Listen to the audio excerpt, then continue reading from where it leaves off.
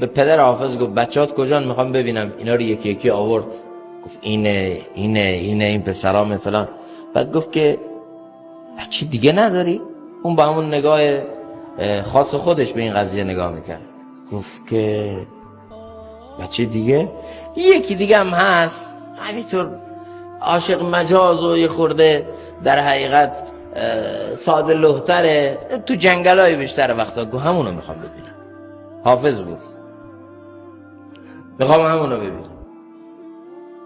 فرستادن گفتم اون مهم نیست، بچه های عاقل هم زیرک هم بچه های هوشیار هم همینان. گفتم اونو میخوام ببینم. دنبال حافظ فرستادن، حافظ رو تو جنگل آوردن. اون با همون خلوت خودش، عزلت خودش، شعر خودش و ارتباط روحانی و معنوی خودش با خود تو جنگل مشغول بود. وقتی حافظ رو آوردن، حافظ تا به اون نگاه کرد، گفت آنان که حافظ بهش نگاه کرد، گفت آنان که به نظر خاک را کیمیا کنند، باشد که گوشه چشمی هم به ما کنم. میگه اون شیخش در جا گفت نظر کردم